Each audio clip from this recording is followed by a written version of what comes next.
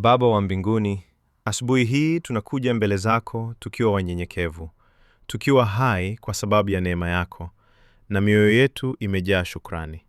Asante kwa pumzi ya uhai, asante kwa kulinda usingizi wetu, asante kwa kutuamsha tena ili tuione siku mpya. Sio kwa nguvu zetu, sio kwa hekima yetu, lakini ni kwa rehema zako Baba. Mungu, tunapofungua macho yetu leo, tunakualika utembee nasi katika kila hatua. Nenda mbele yetu kazini, shuleni, safarini, na hata pale penye changamoto tunazozifahamu na tusizozifahamu. Baba, tunakuomba leo utuondolee mzigo wa mawazo. Pale ambapo tulilala tukiwa na hofu, pale ambapo tuliamka tukiwa na maswali, tunakabidhi yote mikononi mwako. Tunaamini wewe ni Mungu wa majibu, Mungu wa wakati sahihi, na Mungu wa amani.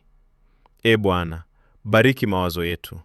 Yalinde yasitawaliwe na hofu, hasira au kukata tamaa. Badala yake, yajaze matumaini, imani na hekima. Tusaidie kufanya maamuzi sahihi leo, maneno yetu yawe ya kujenga na matendo yetu yaakisi upendo wako. Baba wa rehema, kama kuna mlango umefungwa mbele yetu, tunaomba wewe ufungue ulio sahihi. Na kama kuna mlango unaotupeleka kwenye maumivu, tupe nguvu ya kuupita bila kuangalia nyuma. Mungu, bariki kazi ya mikono yetu. Kila juhudi, kila ndoto, kila mpango tulionao leo uwe juu yake. Pale tulipochoka, tupe nguvu. Pale tulipoanguka moyo, tupe tumaini jipya. Tukumbushe kwamba hatuko peke yetu.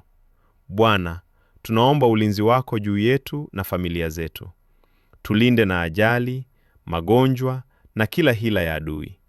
Tufunike kwa damu ya Yesu na uwe ngome yetu asubuhi, mchana na jioni.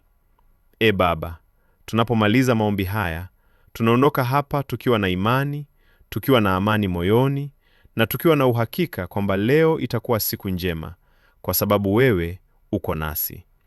Tunakushukuru, tunakuamini na tunakuabudu. Kwa jina la Yesu Kristo tunaomba. Amina.